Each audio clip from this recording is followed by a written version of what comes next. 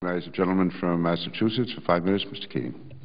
Thank you, Mr. Chair. First, I'd like to acknowledge the willingness of Mr. Pistol to help in the airport security issues surrounding the perimeter and tarmac issues, and I'd like to publicly acknowledge that.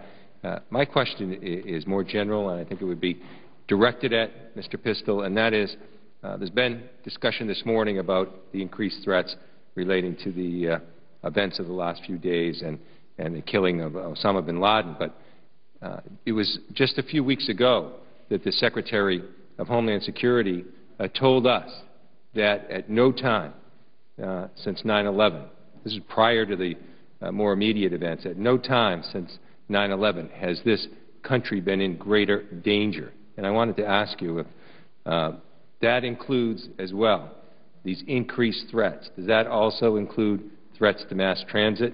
Particularly, my concern is in the light of what's going on in the rest of the world with increased targets being bus, rail, and other factors, ports. So I wanted you to just address, from your perspective in mass transit, is that consistent as well, or is it greater even, in terms of the Secretary's remarks of the greater threats we're facing right now?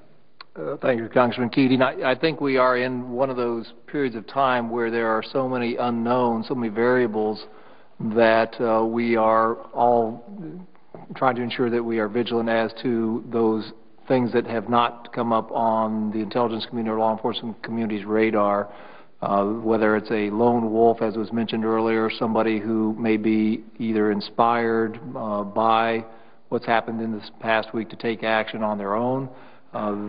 Without going into detail, of course, there are no specific threats to mass or rail transit right now in the U.S. We are very mindful about what has happened around the world, particularly since the Madrid bombing back in '04. And so that is, we see those vulnerabilities. We see what's happened in Moscow, in the subway there. We see what, of course, other places already mentioned. So I think it's a relative term or assessment as to are we more vulnerable now or less.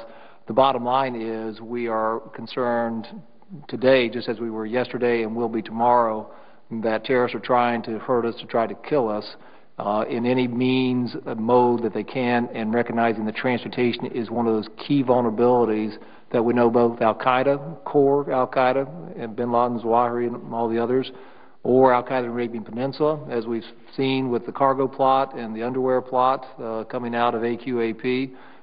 We know that those are key modes that they are trying to affect not only our livelihood, and as Administrator Fugate mentioned about the terrorist impact, but our economy. We saw from Inspire magazine, $4,200, on the cargo plot is all it costs them, and yet the billions that could impact the global supply chain. So those are all things we're focused on.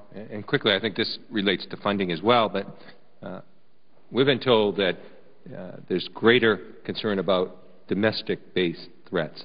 And it would seem to me that mass transit targets would be easier, for lack of a better word, for domestic-based threats than others. So with that as a greater threat, and that's been consistently told to us that there's concern for domestic-based terrorism, is it a feeling of yours that you are a higher level target as a result of domestic-based threats than perhaps other types of threats? Well, yeah, absolutely, Congressman. I mean, it complicates it. We're not just looking for those coming from overseas that may be more or easier to identify, hopefully, but with over 300 million people here, based on my experience in the FBI and all the investigations that we had on people who are homegrown or facilitators, enablers, whatever, providing material support.